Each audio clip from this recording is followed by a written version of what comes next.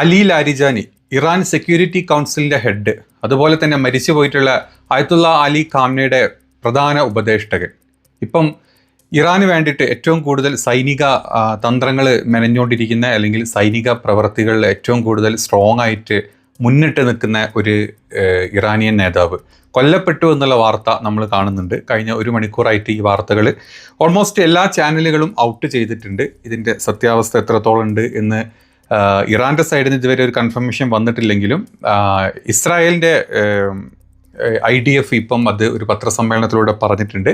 ഇത് സ്ഥിരീകരിച്ചിട്ട് ഉള്ള ഒരു വാർത്തയായിട്ടാണ് അവർ പറയുന്നത്. നമുക്കതിനെപ്പറ്റി കൂടുതലൊന്ന് കണ്ടു നോക്കാം. Following the assassination of the top tier leaders, the chief of staff have just informed me is that the head of the National Security Council, Ali Larijani, and the leader of the Basij forces, both were killed, were assassinated today, and joined the head of the regime in hell. ഈ ഒരു ആക്രമണം നടന്നത് ഇന്നലെ രാത്രിയാണെന്നുള്ള വാർത്തകളാണ് പുറത്തോട്ട് വരുന്നത്. ഇന്നലെ പുലർച്ചയോട് കൂടിയിട്ടാണ് ഇങ്ങനെ ഒരു കൺഫർമേഷൻ IDFന് കിട്ടിയിട്ടുള്ളത്. അതായത് അലി ലാരിജാനി കൂട്ടത്തിൽ മറ്റ് ചില ഇറാൻ്റെ മുതിർന്ന നേതാക്കളും മരിച്ചു എന്നുള്ള ഒരു കൺഫർമേഷനാണ് ഇന്നത്തെ വാർത്താ സമ്മേളനത്തിൽ IDF പുറത്തോട്ട് വിട്ടിട്ടുള്ളത്. IRGCയുടെ തന്നെ ബാസിജ് സേന കമാൻഡറും കൂടെ ആയിട്ടുള്ള ഗുലാം സൈറ സുലൈമാനും കൂടെ ഇതിൻ്റെ കൂടെ മരണപ്പെട്ടിട്ടുണ്ട് എന്നുള്ള മറ്റൊരു ഒരു വാർത്തയും കൂടെ ഇതേ പത്രസമ്മേളനത്തിൽ തന്നെ IDF പുറത്തോട്ട് വിട്ടിട്ടുണ്ട്. ഇവരുടെ അവകാശവാദം IRGCയുടെ അർദ്ധ സൈനിക വിഭാഗമാണ് ബാസിജ് സേന. അത് അവരുടെ തലവനായിട്ടുള്ള ഗുലാം റസ സുലൈമാനിയെ വ്യോമാക്രമണത്തിലൂടെ വധിച്ചതായിട്ടും ഇസ്രായേൽ സൈന്യം IDF അറിയിച്ചിട്ടുണ്ട്. ഇതിൻ്റെ സ്ഥിരീകരണം ഇസ്രായേൽ ഈ അവകാശം ഉന്നയിച്ചിട്ടുണ്ടെങ്കിലും സുലൈമാനിയുടെ മരണം സംബന്ധിച്ച് ഇറാൻ്റെ ഭാഗത്ത് നിന്ന് ഔദ്യോഗികമായിട്ട് ഒരു സ്ഥിരീകരണ റിപ്പോർട്ടുകളും ഇതുവരെ പുറത്തോട്ട് വന്നിട്ടില്ല. മേഖലയിൽ വർദ്ധിച്ചു വരുന്ന സംഘർഷം നമുക്കറിയാം. തിരിച്ച് ഇങ്ങോട്ടും ഇവിടുന്ന് ഇറാൻ അങ്ങോട്ടും ഇടുന്ന മിസൈലുകളുടെ എണ്ണം, അതുപോലെ തന്നെ ഇസ്രായേലിൻ്റെ എയർ സ്ട്രൈക്കുകളുടെ ഒക്കെ എണ്ണം ഒരുപാട് കൂടിക്കൊണ്ടിരിക്കുകയാണ് ഓരോ ദിവസം കഴിയും തോറും. ഇതൊരു സംഘർഷം ആർക്കും കൺട്രോൾ ചെയ്യാൻ പറ്റാത്ത രീതിയിൽ, ഈവൻ അമേരിക്കക്ക് എന്ത് ചെയ്യണമെന്ന് അറിയാത്ത രീതി, ഇസ്രായേലിന് എന്ത് ചെയ്യണമെന്ന് അറിയാത്ത രീതി, എന്തൊക്കെ ചെയ്തു കഴിഞ്ഞാൽ ഞങ്ങളായിട്ട് പിന്നോട്ട് പോകില്ല എന്ന് പറഞ്ഞ ഇറാനിയെ നമ്മൾ കണ്ടു. അപ്പോൾ അതിൻ്റെ ഇടക്കാണ് ഖാംനയുടെ മരണം സംഭവിച്ചു. അതിനുശേഷം മുസ്തഫ അലി ഖാംനെ അടുത്ത പരമോന്നത നേതാവായിട്ട് വന്നു. പക്ഷേ ആളിന് ഗുരുതരമായിട്ടുള്ള പരിക്കുണ്ട് എന്നുള്ള വാർത്തകൾ നമ്മൾ കണ്ടു. ആളെ പുട്ടിൻ്റെ ആവശ്യപ്രകാരം ആളെ റഷ്യയിലോട്ട് മാറ്റിയിട്ടുണ്ട്. അവിടുത്തെ ഉയർന്ന ചികിത്സ ശസ്ത്രക്രിയകളൊക്കെ നടന്നുകൊണ്ടിരിക്കുന്നുണ്ട് എന്നുള്ള വാർത്തയും വരുന്നുണ്ട്. അപ്പോഴാണ് ഇപ്പം ഇറാനെ സംബന്ധിച്ച് ഏറ്റവും വലിയ ഒരു അടി തന്നെയാണ്. ഇറാനെ സംബന്ധിച്ച് അവരുടെ സത്യം പറഞ്ഞാൽ ഇപ്പോഴത്തെ അവരുടെ യുദ്ധത്തിൻ്റെ ഒരു നട്ടല് എന്ന് നമുക്ക് പറയാൻ പറ്റുന്ന ഒരാൾ തന്നെയാണ് അലി ലാരിജാനി. കഴിഞ്ഞ ദിവസം പലസ്തീൻ അനുകൂല റാലികളിലൊക്കെ നമ്മൾ ആളെ നേരിട്ട് റോട്ടിൽ, ഇത്രയും വലിയ യുദ്ധം നടക്കുന്ന അല്ലെങ്കിൽ തന്നെ ടാർഗറ്റ് ചെയ്തിട്ടുണ്ട് ഇസ്രായേൽ എന്ന് അറിഞ്ഞിട്ട് പോലും റോട്ടിലൂടെ ആളുകളുടെ ഇടയിലൂടെ നടന്നു പോയിട്ടുള്ള ഇറാൻ നേതാക്കളെ നമ്മൾ കണ്ടു. അക്കൂട്ടത്തിലായിരുന്നു അലി ലാരിജാനി, അതുപോലെ തന്നെ പെഷഷ്കിയാൻ ഉണ്ടായിരുന്നു, പിന്നെ അബ്ബാസ് അറാക്ചി ഉണ്ടായിരുന്നു. ഇവരൊക്കെ റോട്ടിലൂടെ ഒരു പേടിയില്ലാണ്ട് നടക്കുന്നത് കണ്ടപ്പം നമ്മൾ പറഞ്ഞിട്ടുണ്ട്, ഇതാണോ ഇവരെന്താ ഇങ്ങനെ, അല്ലെങ്കിൽ നെതന്യാഹുവിനെ പോലെ എന്തുകൊണ്ട് ഇവർ ബങ്കറിൽ ഒളിക്കുന്നില്ല, അതല്ലെങ്കിൽ മറ്റ് ഇസ്രായേലി നേതാക്കളെ പോലെ, മന്ത്രിമാരെ പോലെ, അല്ലെങ്കിൽ അവിടുത്തെ ജനങ്ങളെ പോലെ ബങ്കറിൽ ഒളിക്കാണ്ട് ഈ ജനത എന്തുകൊണ്ട് ഇങ്ങനെ നടക്കുന്നു എന്ന് പലരും ചോദിച്ചിട്ടുണ്ടായിരുന്നു. അത് കഴിഞ്ഞ് രണ്ടാമത്തെ ദിവസമാണ് ഇപ്പം ഈ ഒരു മരണ വാർത്ത നമ്മൾ കേൾക്കുന്നത്. ഇനി ഈ ഒരു വാർത്തയുടെ സ്ഥിരീകരണം ഇതുവരെ IRGCയുടെ സൈഡിൽ നിന്ന് അല്ലെങ്കിൽ ഇറാൻ്റെ പത്രങ്ങൾ, ഇറാൻ സേന ഇതുവരെ ഇത് കൺഫേം ചെയ്തിട്ടില്ല. കാരണം ഇതിൽ മറ്റൊരു കാര്യം ചൂണ്ടിക്കാണിക്കാനുള്ളത്, ഇന്നലത്തെ രാത്രിയിലുണ്ടായിട്ടുള്ള അപകടം എന്ന് പറയുന്ന ഈ ഒരു അപകടം ഇന്ന് അലി ലാരിജാനിയുടെ എക്സ് അക്കൗണ്ടിൽ നിന്ന് ഒരു പോസ്റ്റ് വന്നിട്ടുണ്ട്. ഈ മരണ വാർത്തകൾക്കൊക്കെ ശേഷമാണ് അങ്ങനെ ഒരു പോസ്റ്റ് വന്നിട്ടുള്ളത്. ആ പോസ്റ്റ് സ്വന്തം കൈപ്പടയിൽ എഴുതിയിട്ടുള്ള ഒരു മെസ്സേജ് ഇറാനിയൻ ജനതയ്ക്ക് പങ്കുവെച്ചുകൊണ്ടിട്ടുള്ള ഒരു എക്സ് പോസ്റ്റ് ആയിരുന്നു. ആ പോസ്റ്റിൽ ഉണ്ടായിട്ടുണ്ടായിരുന്ന കാര്യങ്ങൾ ഇങ്ങനെയൊക്കെയാണ്. ഇതാണ് ആ എക്സ്പോസ്റ്റ്. ഇന്ന് വന്നിട്ടുള്ള ഈ ഒരു എക്സ്പോസ്റ്റാണ് നമ്മൾ ഈ കാണുന്നത്.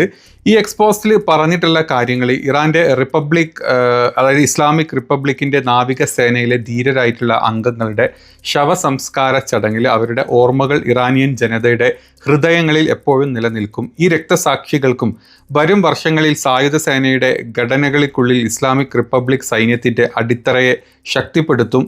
ഈ പ്രിയപ്പെട്ട രക്തസാക്ഷികൾക്ക് ഏറ്റവും ഉയർന്ന പദവി നൽകണമെന്ന് ഞാൻ സർവശക്തനായിട്ടുള്ള ദൈവത്തോട് അപേക്ഷിക്കുന്നു എന്നായിരുന്നു സ്വന്തം കൈപ്പടയിലുണ്ടായിരുന്നില്ല ഈ ഒരു മെസ്സേജ് വന്നിട്ടുള്ളത്. ഇത് ആൾ മരിച്ചു, ആൾ ഇന്നലെ രാത്രി മരിച്ചു എന്ന് പറഞ്ഞത് ഒരുപാട് മണിക്കൂറുകൾക്ക് ശേഷമാണ് ഇത്തരത്തിലുള്ള ഒരു പോസ്റ്റ് സ്വന്തം എക്സ് അക്കൗണ്ടിൽ നിന്ന് പുറത്തോട്ട് വന്നിട്ടുള്ളതും. കഴിഞ്ഞ കുറച്ച് ദിവസങ്ങളായിട്ട് നമ്മൾ മറ്റൊരു വാർത്ത കേൾക്കുന്നുണ്ട്, നെതന്യാഹു മരിച്ചു എന്നുള്ളതും.